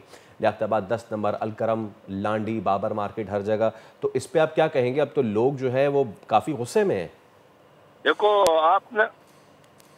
आपने खुद पता है ना, जो गवर्नमेंट ने हमारे जो डंपर के ऊपर पाबंदी लगाया सुबह 6 बजे से लेकर रात को 11 बजे तक, इसके बारे में कल डीजी और ट्रैफिक के नवाज चीमा साहब के साथ मैंने मीटिंग भी किया और बात भी हो गया, तो मैंने बोला बिल्कुल सही है। तो उसके बाबत में आपको भी पता है, अभी ये जो हकीकी और जितना और शहरी लोग है, तो रात को 11 बजे के बाद आज तो हमारा 3 गाड़ी उसने जलाया कोरंगी में, एक गाड़ी तो उसने जलाया 2 बजे पे, एक 3 बजे टाइम पे, एक 5 बजे टाइम पे। तो वहाँ हमारे तफावत भी नहीं है। तो इंशाल्लाह अभी हमारा जितना ट्रांसपोर्टर है और जितना हमारे पश्तून कौम है तो पश्तूनख्वा से मुख्तलिफ इलाके से गए और हमने मेहनत भी किया और अपना मेहनत पे ट्रांसपोर्ट भी लिया। तो अभी इंशाल्लाह हम गागर पाठक पे हर जगह पे सारा भी इकट्ठा भी होगा। तो मैं ट्रांसपोर्ट का अगर इदारे को मैंने रिक्वेस्ट भी किया और बहुत ज्यादा हर इदारे का दरवाजे तो मैंने टकटकाया। तो इंशाल्लाह अभी तो हम जितना ट्रांसपोर्टर है और जितना हमारा पश्तून को है तो मैं अपनी जान की हिफाजत इंशाल्लाह खुद भी कर दूंगा। अच्छा हाजी मसूद, एक तो ये कि इसमें पश्तून और उर्दू स्पीकिंग वाली कोई बात हम ना करें तो इस वक्त बेहतर है। हमारा शहर कराची सबका है और बहुत मुश्किल से हम एक तो इन चीज़ों से निकले हैं। दूसरा, आप ये कह रहे हैं गगड़ फाटक पे भी आप करेंगे और ये सारी चीज़ें हैं, लेकिन अब उसमें मसला ये आ रहा है ना हाजी मसूद कि जितने जाने जा चुकी हैं उनको तो ना मैं ना आप, उनको कोई नहीं समझा सकता। अब उस पर आपका क्या मौक़िफ़ है कि वो लोग जो मर गए, एक माँ बाप मर गए, एक 20 साल का इंजीनियर था बेचारा वो मर गया, तो इस पर किसी न किसी की तो गलती है ना? देखो आपको भी पता है ना, ये रोड का एक्सीडेंट किसी का नहीं है। हमारा एक्सीडेंट जितना भी है सब मोटरसाइकिल के साथ है और मोटरसाइकिल के साथ मेरा कोई दुश्मनी तो नहीं है ना। मेरा एक्सीडेंट कार के साथ भी नहीं होगा, रस्ते के साथ भी नहीं होगा, टैक्सी के साथ भी नहीं होगा। और जितना मोटरसाइकिल है, जब मोटरसाइकिल के साथ हमेशा के लिए हमारा एक्सीडेंट होगा तो सिर्फ डैम्पर का भी नहीं है। तो जितना ट्रांसपोर्ट है एक्सीडेंट तो हर जगह पे होगा, एक्सीडेंट तो हाईवे पे होगा, एक्सीडेंट तो सिफाही वाले रोड पे होगा, आलमी दुनिया के एक्सीडेंट होगा, पूरी पाकिस्तान के अंदर एक्सीडेंट होगा। अभी जो तो हमारे एक बंदे का और गरीब बंदे का एक गाड़ी है तो उसका कम से कम 1.5 करोड़ का गाड़ी है, तो उस गाड़ी में आग भी लगाएगा, हमारा तफूजत नहीं है। बलखसूस जो सिंध गवर्नमेंट है तो सिंध गवर्नमेंट को मैं ये अपील भी करता हूँ, जो सिंध गवर्नमेंट हमेशा के लिए कह रहा हो जो कराची सिंध का हिस्सा है, बिल्कुल कराची सिंध का हिस्सा है, तो हमारा तो शहर के अंदर हमारा तफूजत नहीं है। तो आप कुछ सोचो हम क्या करेगा, तो हम किस तरफ जा रहा है। अच्छा, इसमें फिर ये भी है ना कि आपकी तरफ से ये भी चीज़ आई थी हाजी महसूद साहब कि सड़क जो है वो टेढ़ी मेढ़ी होती है, तो उसमें वो जाता है। मिलेनियम पे जो हादसा हुआ वो उधर तो सड़क टेढ़ी मेढ़ी नहीं थी, उसका तो ब्रेक फेल हो गया था, इसकी वजह से वो हो गया। इसी तरह अभी कोरंगी 6 पे हुआ है, वहाँ पे सड़क टेढ़ी मेढ़ी नहीं थी। तो आपका ये जो दावा है ये आधा तो ठीक नहीं है ना कि सड़क खराब है इस वजह से डंपर जो है वो उसको मार के चला जाता है। तो बिल्कुल सीधी है। हाँ नहीं, आपको भी पता है तो ये पूरे शहर के अंदर जगह और जगह पे खड्डे है ना, तो इस कटेबाजी की भी बहुत ज्यादा है। आप खुद भी सोचो, वहाँ तो ये शराब बोर्ड आलासिफ चौरंगी, तो आलासिफ चौरंगी फुल तो छोड़ो, वहाँ तो फुल होना चाहिए, अगर फुल नहीं है कोई सिग्नल भी नहीं है। तो इसके बारे में आपको भी पता है जो कोई मोटरसाइकिल वाले के साथ या शहरी लोग के साथ हमारे कोई दुश्मनी नहीं है, हमारे ट्रांसपोर्टर का कोई दुश्मनी नहीं है। हम ट्रांसपोर्टर टिकट देने वाला लेने वाला नहीं है, हम ट्रांसपोर्टर मुल्क चलाने वाला है, काटने वाला नहीं है। अच्छा आपको भी पता है जी हर साहब, आप जितना न जायज हो रहा है ट्रांसपोर्टर के साथ। और आज रात को आपको भी पता है, आज रात को कितना गाड़ी चलाया, उसने कोई एक्सीडेंट किया? और ड्राइवर के ऊपर तशद्दुद भी किया, ड्राइवर भी बेहोश था, एक ड्राइवर भी जख्मी था। वो कम से कम 10-12 ड्राइवर कंडक्टर के ऊपर तशद्दुद हो गया और रात को 3 गाड़ी भी चलाया, तो उसने क्या कसूर किया? अच्छा हाजी साहब, आप क्या करेंगे? अब क्या आपका इरादा है? क्या धरना देंगे? आप क्या करेंगे? तो अगर हमारा इदारे खासूस सिंध गवर्नमेंट, आर्मी चीफ, वजीर आजम ऑफ पाकिस्तान सिंध हमारा तफुजत होगा तो सही नहीं होगा, इंशाल्लाह हम खुद भी उठेगा। और हमारा जितना शहर है कराची शहर के हम हर जगह पे पूरा ट्रांसपोर्ट भी बंद कर दूंगा। शहर के अंदर हम गाड़ी नहीं छोड़ेगा, मुझे पता लग गया जो शहर के अंदर हमारा तफुजत नहीं है। यानी कि जिस बंदे ने गाड़ी चलाया और जिस बंदे ने ड्राइवर के ऊपर तशद्दुद किया, तो अगर उसके साथ कानूनी कार्रवाई नहीं हो तो हम एक गाड़ी शहर के अंदर नहीं छोड़ेंगे। चले ये तो फिर सोने पे सुहागा हो गया ना। लोग कह रहे हैं कि उन ड्राइवर को पकड़ो कि जिन्होंने बंदे मारे, आप कह रहे हैं कि उनको पकड़ो जिन्होंने ड्राइवर मारे, तो ये कोई चीज़ बीच की नहीं आ रही ना। अच्छा अब ये देखें हाजी साहब, ये सब चीज़ें ना एक दिन ये चीज़ हो जाएगी, ठीक हो जाएगी, लेकिन उसके बाद भी ट्रक और डंपर तो वो शहर की ज़रूरत भी है, तरक्याती काम भी हो रहा है, वो भी ज़रूरी है। आपका ये कहना है, जो आपने कल प्रेस कॉन्फ्रेंस की मैंने सुना भी कि जी हमारे साथ ज़्यादती हो रही है, हमें सुबह 6 से 11 बजे रात 11 बजे तक हमें चलाने नहीं दिया जा रहा, इन टाइमिंग पे मसला है आपको? देखो उसको देखो हमारा जो डैम्पर ट्रांसपोर्ट है वो तमीराती काम कर रहा है, ठीक है। वो कितना सरकारी रोड भी है, बिल्डिंग भी है, कचरा भी है, मलबा भी है। अगर आपका क्या ख्याल है तो जिनके लिए कचरा भी बंद होगा तो फिर कैसे चलेगा? ये हमारा जो डैम्पर ट्रांसपोर्ट है, डैम्पर ट्रांसपोर्ट हाई कोर्ट से भी बंद नहीं है। 2017 का लेटर भी देखो, हमारा damper transport water tanker transport, इसमें हाई कोर्ट से भी मोहलत है। तो अभी वो तो आपने जगह पे है, तो आपने ड्राइवर का बात भी किया, जो 6 दिन पहले जो शराब फैसल पे एक्सीडेंट किया और 2 दिन के बाद वो ड्राइवर उसने पकड़ा या नहीं पकड़ा। देखो कानून सबके लिए है।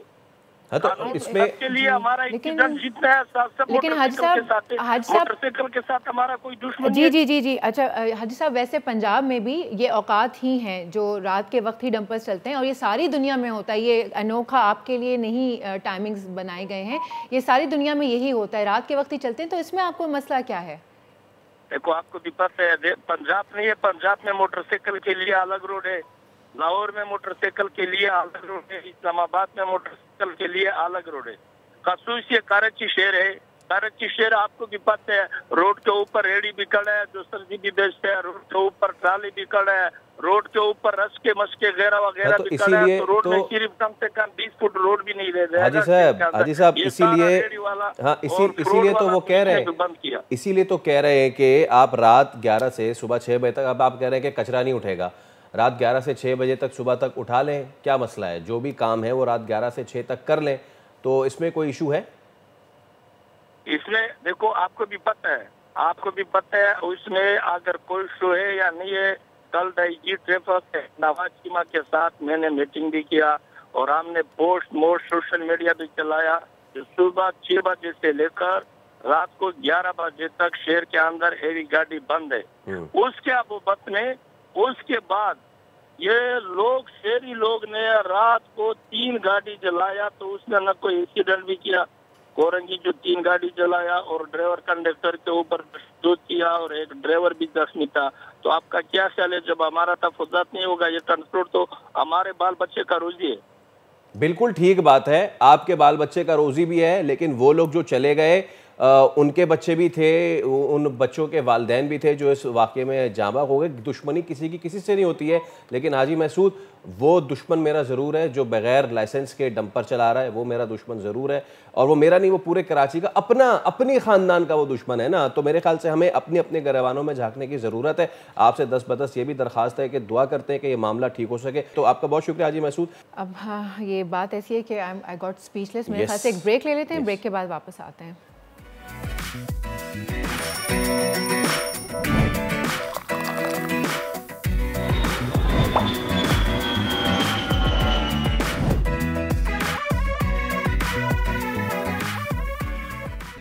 एक बार फिर आपको कहेंगे दुनिया बोल है मैं खुशामदीद। आप सबको मालूम है कि पाक बहरिया के ज़ेर एहतमाम नवी कसीरुल कौमी अमन मशक़ों का आज आखिरी रोज़ है। बहरी अमन मशक़ों का आगाज़ जो हुआ था साल 2007 से हुआ था 28 ममालिक से, और माशाअल्लाह देखते ही देखते एक छोटे से स्पैन में 60 ममालिक आज इसमें शरीक हैं। दुनिया भर की बड़ी नेवी और नेवल चीफ्स यहाँ पे मौजूद हैं। हमने देखा किस तरीके से यहाँ पे और इसमें सबसे अच्छी बात सुनिए ये है कि ना सिर्फ यहाँ पे अमन मशक़ें हो रही हैं, बल्कि यहाँ से मुख्तलिफ ममालिक के कंटिंजेंट्स आए हुए हैं। So right from the forces to the cultural exchange. कल हमने देखा था कि श्रीलंका का जो वो कैंडी बैंड है वो भी आया हुआ और वो भी उसमें परफॉर्म कर रहा है। सो ये कितनी ज़बरदस्त है और कितनी ही अच्छी बात है कि पाकिस्तान जो है उसमें ये तमाम तर चीज़ें हो रही हैं। इससे हम दुनिया को जो है वो बहुत ही ज़बरदस्त पैगाम दे रहे हैं। तो rear admiral retired Faisal Shah माहिर दिफाई उमूर आज हमारे साथ मौजूद हैं, उनको हम वेलकम करते हैं। एडमिरल साहब अस्सलाम वालेकुम। It's a pleasure having you on the show. और मेरी खुशी की बात यह है कि हम नाम हैं, सो यू नो टाइज भी सेम लगाई हैं, shooting right alright, same family colour. So Faisal साहब 28 ममालिक का ये जो सफ़र शुरू हुआ है 60 तक आ गया है। बहुत सारी नई चीज़ें इस बार हुई हैं अमन मशक़ों में भी, जिसमें एक अमन डायलॉग भी है। आज इसका आखिरी रोज़ है, क्या एक्टिविटीज़ होंगी आज और क्या डिफरेंट रहा इस बार के अमन मशक़ों में और इससे पहले वाली तमाम तरह एक्सरसाइजेस में? ठीक है, बहुत शुक्रिया मुझे मौका देने का। देखें आज जो एक्टिविटीज़ हो रही हैं वो तो सी में हो रही हैं। अमन एक्सरसाइज की इंटरनेशनल फ्लीट रिव्यू हो रहा है, जिसमें जितने भी कंट्रीज़ से शिप्स आए हुए हैं और पाकिस्तानी शिप्स ये मिलकर एक्सरसाइजेस करेंगे, और जितने भी चीफ्स हैं और डिग्निटरीज़ हैं वो सारी उस एक्सरसाइजेस को अपनी आंखों से देखेंगे कि कैसे ये मतलब बाहमी ताउन से हम आगे जो चैलेंजेस हैं उनको नेगोशिएट कर सकते हैं। तो ये एक अमली मुजाहरा आज हो रहा है उस चीज़ का। क्या डिफरेंस रहा इस दफ़ा और पिछली दफ़ा में? पिछली दफ़ा जितनी भी थी उसमें कॉन्फ्रेंसेस होती थी और मुख्तलिफ़ मुल्कों से रिप्रेजेंटेटिव्स आते थे और वो आके अपने मुल्क की पॉलिसी या वहाँ का जो ख़यालात होते थे उनका इज़हार करते थे। लेकिन इस दफ़ा बिल वास्ता 17 के करीब नेवीज़ के चीफ्स आए हैं, हेड्स ऑफ ऑर्गेनाइजेशंस आए हैं, जिन्होंने आके ख़ुद अपनी पॉलिसी और अपनी स्ट्रेटजी बताई है, अपना एक्सपीरियंस शेयर किया है। तो फर्स्ट हैंड नॉलेज ये हुआ है कि इसीलिए इसको अमन डायलॉग कह रहे हैं कि डायलॉग का मतलब है गुफ्तगू, बातचीत। तो उन्होंने आके डायरेक्टली फ़र्स्ट हैंड इंफॉर्मेशन दी है ऑडियंस को कि जी हमारा ये एक्सपीरियंस रहा है और हम आगे फ्यूचर में ये चैलेंजेस देख रहे हैं। तो आप देखें कि एक हेड ऑफ ऑर्गेनाइजेशन है, हेड ऑफ नेवी है, उसका विज़न होता है एक अगले कई सालों का, और वो विज़न जब वो शेयर करता है आके तो आपको बहुत सारी नई इंफॉर्मेशन और लेटेस्ट चीज़ों के बारे में पता चलता है जिससे आप बहुत इस्तेफ़ादा हासिल कर सकते हैं। आपने अभी बात की सर कि आगे आने वाले चैलेंजेस, मैरीटाइम अफेयर्स के लिए बहुत सारे चैलेंजेस हैं और खाकम बदहन अगर कहा जाता है कि कोई जंग होगी तो पानी पे होगी, अल्लाह ना करे कि ऐसी चीज़ हो, और इन्हीं चीज़ को कर्ब करने के लिए इस तरह के जो अमन डायलॉग हैं, अमन की मशक़ें हैं, वो होना बहुत ज़्यादा ज़रूरी है। So and Pakistan is taking the lead into it. आज जो है 11 ममालिक के ग़ालिबन नेवल चीफ्स भी यहाँ पे मौजूद हैं। This is very significant. तो थोड़े से उन चैलेंजेस के बारे में अगर आप हमें बता सकें कि जो यहाँ डिस्कस हुई हैं, आगे आने वाले दिनों में मैरीटाइम अफेयर्स को लेके क्या हम फेस कर सकते हैं और कैसे इन अमन मशकों में, इन अमन डायलॉग में उस पर डिस्कशन हुई है, उसका वे आउट निकाला गया। देखिए, दो तरह की चीज़ें डिस्कस हुई हैं। एक तो ये कि जो चैलेंजेस ऑलरेडी हैं, मौजूद हैं, उन पे हमने क्या किया है और मज़ीद उन पे क्या करने की ज़रूरत है। लाइक पायरेसी है, टेररिज्म है, इलीगल फ़िशिंग है, स्मगलिंग है, इलीगल ट्रैफिकिंग है। तो ये तो वो हैं जो पीछे से चले आ रहे हैं माजी से, उनके ख़िलाफ़ हम काम करते रहे हैं, ख़त्म हो जाते हैं, फिर आ जाते हैं, ख़त्म हो जाते हैं, लेकिन ये चल रहे हैं साथ साथ।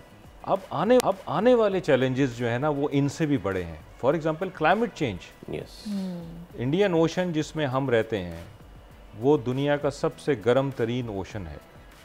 उसका टेम्परेचर बढ़ रहा है, उसका पानी का लेवल बढ़ रहा है, जिसकी वजह से इफ़ेक्ट्स नज़र आ रहे हैं मुख्तलिफ़ जगहों पे इंडियन ओशन में। उसकी वजह से कॉन्फ्लिक्ट्स हो सकते हैं, उसकी वजह से इंटरनल डिस्टर्बेंसेस हो सकती हैं, माइग्रेशंस हो सकती हैं लोगों की, कंट्रीज़ के बीच में, मुल्कों के बीच में भी और अपने मुल्क के अंदर भी। क्योंकि रोज़गार अगर लोगों का चला जाएगा तो वो वहाँ उस जगह पे रह के क्या करेंगे। अगर आपकी फ़िश माइग्रेट कर जाती है और मछेरे वहाँ रह रहे हैं, माहीगीर रह रहे हैं, तो वो माहीगीर फिर क्या करेंगे वहाँ पे, उनको कहीं और जाना पड़ेगा। तो इस तरह की भी चीज़ें। फिर एमर्जिंग टेक्नोलॉजीज़, यानी कि जो नई टेक्नोलॉजीज़ का इस्तेमाल अब हो रहा है, मैरीटाइम डोमेन है, साइबर स्पेस है, इन सब का भी एक चैलेंज सामने आएगा कि इनको एक तो लीगली कैसे आपने इम्बेड करना है, इंक्लूड करना है, लीगल कवर कैसे देना है, और दूसरा ये है कि अगर किसी नॉन स्टेट एक्टर के हाथ में ये चीज़ लग जाती है तो उससे कैसे निबर्दाज़मान होता है। ये सब चीज़ें इस डायलॉग में डिस्कस हुई हैं और इसके बारे में अब मुश्तरका स्ट्रेटजी बनेगी और आगे फिर इस पे काम होगा। तो इस वक्त जो स्ट्रेटजीज़ डिज़ाइन आप लोगों ने की हैं, क्या थोड़ी सी वो स्ट्रेटजीज़ हम यहाँ पे डिस्कस कर सकते हैं? देखिए, इस वक्त तो मुख्तलिफ़ प्रपोजल्स आए हैं ना, मुख्तलिफ़ एक्सपीरियंसेस शेयर हुए हैं मुख्तलिफ़ मुल्कों की तरफ से, चीफ्स की तरफ से। अब जब ये ख़त्म होगा तो उसके बाद उनको बेसिकली कंपाइल किया जाएगा, उनको कंसल्ट किया जाएगा जी, फिर उसके बाद एक कोई चीज़ सामने आएगी। एडमिरल साहब, पाकिस्तान हमेशा से अमन का दाई रहा है और हम हमेशा से, जैसे अभी आइडियाज़ भी हुआ, और हमारा मोटो भी यही है कि भाई आर्म्स फॉर पीस, अमन पहले और बाकी सारी चीज़ें बाद में। ऐसी मशक़ें कि जिसमें हम इतने खित्ते, ना सिर्फ खित्ते बल्कि पूरी दुनिया से हम लोगों को इनवाइट करते हैं और लोग भी वो जो पॉलिसी साज हैं। पाकिस्तान दुनिया को इस अमन मशक़ से बिलउमूम और बिलखुसूस भी हमने क्या पैगाम देना चाहा है और वो दुनिया तक लाजमी पहुँचा है? आपने बहुत अच्छी बात की कि हम हमेशा अमन के दाई रहे हैं और हमने इसको पूरी दुनिया को इसके लिए दावत दी है। इस जो अमन एक्सरसाइज है, इसका ओवरऑल जो मोटो है हर साल, वो होता है टुगेदर फॉर पीस, यानी अमन के लिए साथ, ताउन। और जहाँ तक आप बात करें पूरी दुनिया की, तो ये देखें अमन एक्सरसाइज 2007 में तो स्टार्ट हुई थी कि पाकिस्तान ने इनिशिएटिव लिया, फिर कुछ मुल्कों को बुलाया, 28 मुल्क आए और बढ़ते बढ़ते बढ़ते आज माशाल्लाह 60 हो गए हैं। तो 60 मुल्कों का मतलब ये है कि ये पूरी दुनिया से लोग आए हुए हैं। तो ये एक वर्ल्ड स्टेज पे, वर्ल्ड लेवल पे ये चीज़ चली गई है। अब अमन जो है, आप देखें कि दुनिया में कोई भी बड़ा कंपटीशन होता है, कोई स्पोर्ट्स का होता है, ओलंपिक होता है, तकरीबन इतने ही ममालिक उसमें हिस्सा लेते हैं और उसको आप वर्ल्ड कंपटीशन का नाम देते हैं। तो ये भी आप समझें कि एक मतलब वर्ल्ड के लेवल पे, इंटरनेशनल लेवल पे ये चीज़ चली गई है। पैगाम हमारा हमेशा से पीस है कि भाई समंदर पे जो चैलेंजेस हैं वो कोई एक मुल्क अकेला नहीं उनसे निबर्दाज़मा हो सकता, उसके लिए ताउन चाहिए, बाहमी इश्तराक चाहिए। और उस बाहमी इश्तराक और ताउन के लिए आपको कोई तैयारी चाहिए। उस तैयारी के लिए तैयारी में आपने उन लोगों से जो अपने दोस्त हैं, ममालिक हैं, जो हम ख्याल हैं, जो इस में आपके साथ हैं, जो समझते हैं कि आगे चैलेंजेस में हमने मिल के काम करना है, उनसे बात करने की ज़रूरत है, उनके साथ मशक़ें करने की ज़रूरत है, उनसे ख़यालात शेयर करने की ज़रूरत है, उनकी चीज़ें समझने की ज़रूरत है, अपनी चीज़ें समझाने की ज़रूरत है। और आपने शुरू में कल्चर की बात की। देखें, ये कल्चर समझना बहुत ज़रूरी है, क्योंकि कल्चर से आपकी पर्सनैलिटी बनती है, आपका थॉट प्रोसेस बनता है। तो जब आपको किसी मुल्क के कल्चर के बारे में पता चलता है तो फिर आप उन लोगों से बात करने में ज़्यादा आसानी महसूस करते हैं, उनके साथ चीज़ें शेयर करने में आपको आसानी होती है कि इनके कल्चर में इस चीज़ को ऐसे देखा जाता है, हमारे कल्चर में ऐसे देखा जाता है। तो आपका एक कन्वर्जेंस पॉइंट बन जाता है। तो ये इसलिए भी बहुत ज़रूरी है। तो दुनिया को हमने ये पैगाम दिया है कि जी पाकिस्तान अवेलेबल है पीस के लिए, हमेशा काम करता रहा है। और आप देखें कि दुनिया का रुझान भी इस तरफ है, यानी 28 से अगर 60 मुल्क हो गए हैं और बतदरीज बढ़ते जा रहे हैं, तो यही शो कर रहे हैं ना कि उनका रुझान इस तरफ है। उनको ये रियलाइज़ हो गया है कि ये जो प्लेटफॉर्म है अमन का, ये हमें एक अपॉर्चुनिटी प्रोवाइड करता है कि हम मिलकर काम करें आगे दुनिया में अमन लाने के लिए और उन चैलेंजेस से निबर्दाज़मा होने के लिए जो कि हम अकेले नहीं कर सकते। हमें दूसरों का साथ चाहिए और हमें पाकिस्तान का साथ चाहिए, सबसे इम्पॉर्टेंट चीज़। और उसमें सर आपकी बात से आखिर में मैं यही अख़ज़ करूँगा कि दुनिया अब उस चीज़ से, दुनिया जंग अज़ीम अव्वल और दोयम और इनसे बहुत आगे निकल चुकी है। तो इस तरह की जो मशक़ें हैं वो आइडेंटिफाई करवाती हैं कि it's not the border versus border, it's not the country versus country now, it's countries and it's region versus the issues, it's region versus global warming, it's region versus terrorism, it's region versus challenges, challenges which are towards blue economy and all. So हम ये मशक़ें हमें maturity की तरफ भी लेकर जाती हैं। बिल्कुल आपने सही पॉइंट आउट किया कि ये बेसिकली अब कंट्री टू कंट्री नहीं है या रीजन टू रीजन नहीं है, ये बेसिकली है आपके जो इश्यूज़ हैं, जो चैलेंजेस हैं, उनके ख़िलाफ़ आपने कैसे, क्योंकि देखें मतलब एक बड़ा कॉमन सेंस की बात है कि सी जो है ना वो एक कॉमन हेरिटेज है, एक मुश्तरका असासा है इंसानियत का, तो उसमें से सब फ़ायदा उठा सकते हैं और उस पर जो कुछ होता है उससे सबको अफेक्ट भी होता है। एब्सोल्युटली, एब्सोल्युटली, ठीक है, मिल के काम करें, मिल के काम, and this is the message. Rear admiral Faisal Shah साहब, आपका बहुत शुक्रिया, it was pleasure having you on the show. तो आज आखिरी दिन है और उम्मीद हम यही करते हैं कि अब ये 2 साल बाद जब होगा तो 60 से ये तादाद इंशाल्लाह 100 तक जाएगी इंशाल्लाह, फॉर श्योर। बहुत अच्छी बात है। अब वक्त हो गया है ब्रेक का, एक छोटी सी ब्रेक लेते हैं, ब्रेक के बाद हाजिर होते हैं। Stay with us.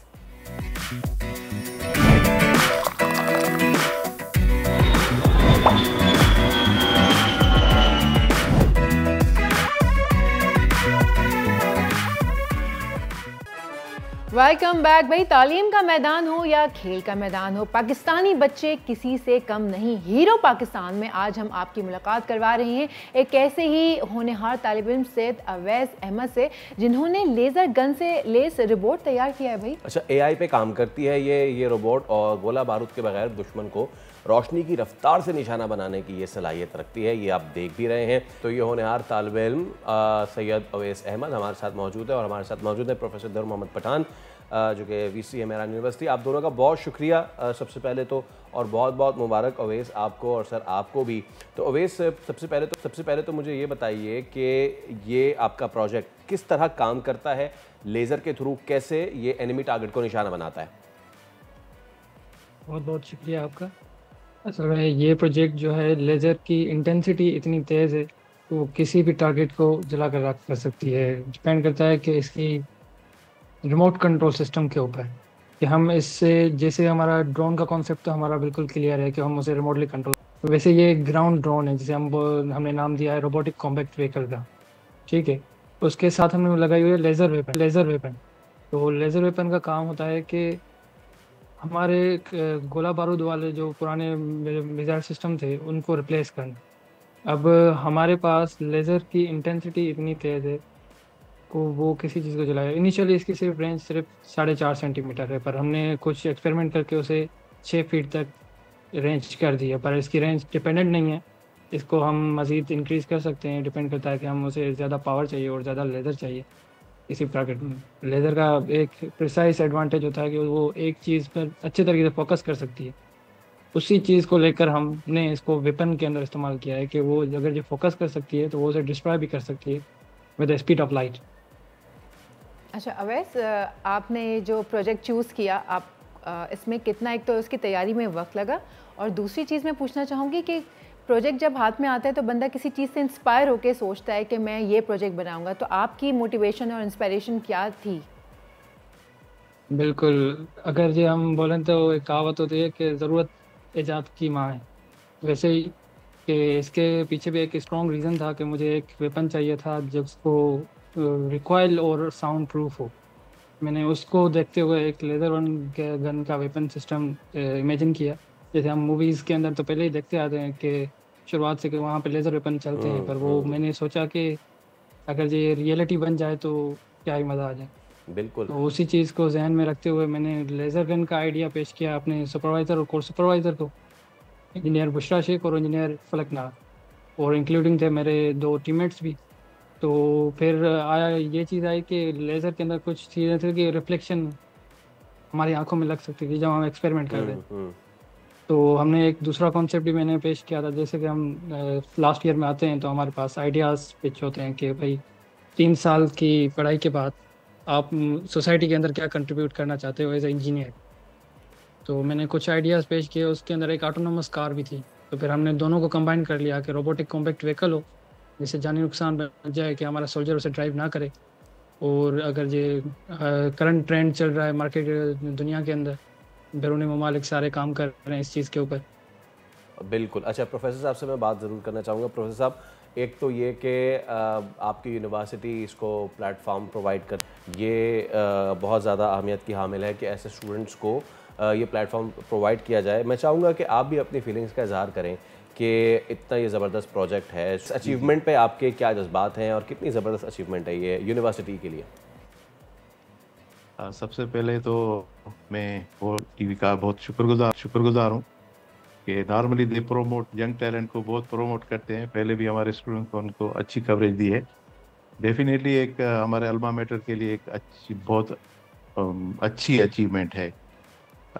नॉर्मली हमारे यहाँ ट्रेंड रहता है कि ये जो है हमारी कैंपस है वो मेहरान यूनिवर्सिटी की खैरपुर कैंपस है। खैरपुर में एक दूर दराज इलाके में है। पहले तो मैं आपको बता दूं कि ये सारे बच्चे जो हमारे यहाँ आते हैं इंटीरियर से आते हैं, रूरल के होते हैं, तो उनका टैलेंट एक्सप्लोर करना आप लोगों की बहुत काविशें होती हैं उनको आगे लेके आने में। तो हमारा भी फोकस यही होता है कि इन इंटीरियर वाले बच्चों को, रूरल को ज़्यादा प्रोमोट करें, उनको आगे लेके आएँ। और नॉर्मली हमारे यहाँ ये इंजीनियरिंग एक कैंपस है, इंजीनियरिंग यूनिवर्सिटी की कैंपस है। तो हमारे लिए जो प्रोजेक्ट्स होती हैं फाइनल ईयर के, उनकी बहुत अहमियत होती है क्योंकि स्किल डेवलपमेंट, इंजीनियरिंग में स्किल डेवलपमेंट का बहुत रोल होता है। बिल्कुल। तो ये फाइनल ईयर प्रोजेक्ट्स जो होते हैं वो हमारे लिए बहुत वर्थफुल होते हैं और हर साल हम उनके एग्जीबिशन भी कराते हैं।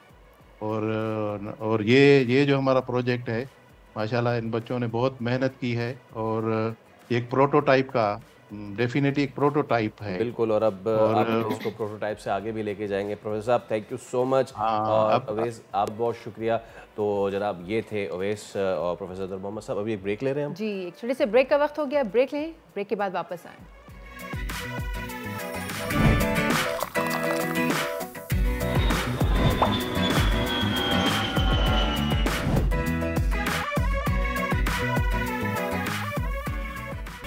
आज है 11 फरवरी। दुनिया भर में साइंस के मैदान में ख़वातीन और लड़कियों का आलमी दिन मनाया जा रहा है। पाकिस्तान की बात करें तो ख़वातीन इस शोबे में भी अपना लोहा मनवा रही हैं। इसी पे हम बात कर लेते हैं। हमारे साथ मौजूद है GM स्पाको आयशा रबिया।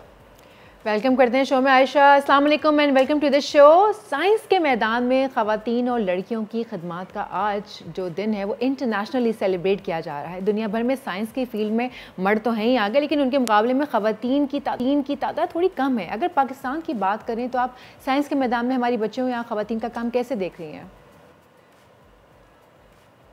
अस्सलाम वालेकुम। सबसे पहले तो बहुत शुक्रिया कि आपने मुझे अपने फोरम पे बुलाया।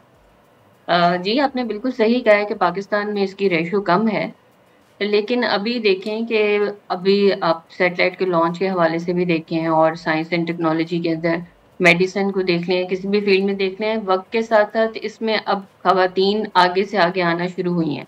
और उसकी वजह यही है कि अब हमें मज़ीद ऐसे फोरम्स मिल रहे हैं जहाँ पे एजुकेशन हम लोगों को प्रोवाइड कर सकते हैं। साइंस के मैदान में अब स्पेस से लेके मेडिसिन, साइकोलॉजी, बिजनेस, हर एक के अंदर अब ख़वातीन की रेशो बढ़ना शुरू हो गई है।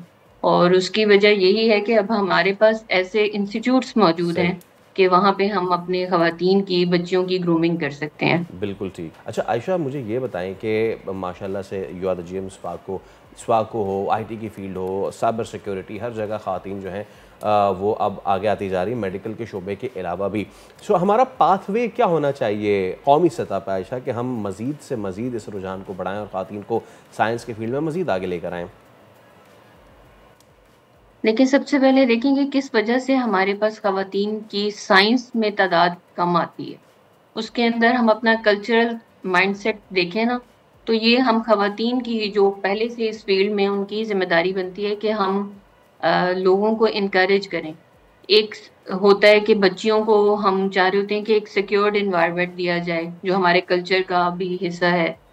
तो इस तरह इंस्टीट्यूट्स के अंदर जब ज़्यादा से ज़्यादा इसमें सपोर्ट प्रोवाइड करनी शुरू की गई तो लड़कियां बहुत ज़्यादा इस मामले में अब आगे आई हैं। इवन मैं खुद एरोस्पेस इंजीनियर हूँ और उस ज़माने में तो गिनी चुनी इंजीनियर्स हुआ करती थी, लेकिन जैसे जैसे यूनिवर्सिटीज़ के अंदर हमें चांस ज़्यादा मिलना शुरू हो जाता है और वहाँ पे हमें टीचर्स की तरफ से भी सपोर्ट मिलती है। ये पूरा सपोर्ट सिस्टम होता है। ख़वातीन मुआशरे के अंदर हम सोशल एनिमल्स हैं, तो इंसानों में हमें खुसूसन ख़वातीन को ये सारा सपोर्ट सिस्टम होता है। मैं यहाँ बैठी हूँ तो मेरे पीछे मेरी माँ है, मेरे पीछे मेरी सास है, मेरे पीछे मेरी और फैमिली की ख़वातीन की सपोर्ट है, जिसकी वजह से हम आगे बढ़ सकते हैं। मेरे ख्याल में कोई भी खातून किसी भी फील्ड में जब एक्सेल करती है तो उसके पीछे उसकी फैमिली की सपोर्ट होती है। तो हम सबको अपने कल्चर में भी इस चीज़ को थोड़ा सा चेंज करने की ज़रूरत है। और इसकी वजह से देखें जिस तरह मुख्तलिफ यूनिवर्सिटीज़ के अंदर भी अब सिम्पोजियम, सेमिनार्स इस तरह के होते हैं ताकि ख़वातीन को आगे आने के लिए इनकरेज किया जाए। एग्जैक्टली आयशा, तो अब क्या तो फिर AI की जी आयशा, तो क्या हमें बच्चियों को ख़ास तौर पर इस बात की आगाही देने की ज़रूरत है कि डॉक्टर, इंजीनियर्स के अलावा भी और भी बहुत सारे ऐसे शोबे हैं जिसमें आगे जाया जा सकता है? जी, अब तो देखिए बहुत अर्ली क्लासेस से ही ना, प्राइमरी के बाद से ही होना शुरू हो गया कि कैरियर काउंसलेशन शुरू हो गई है बड़े।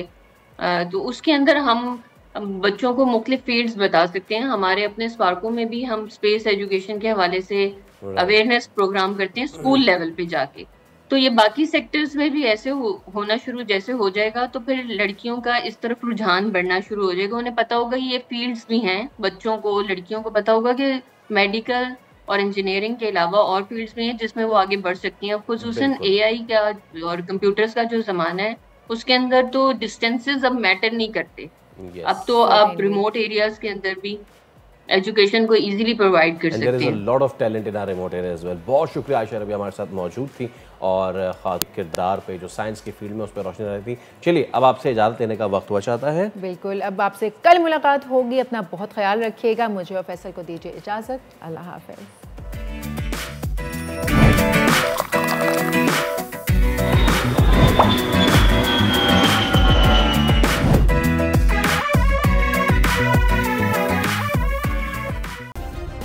सब्सक्राइब करें और बेल दबाएं ताकि कोई खबर रह न जाए।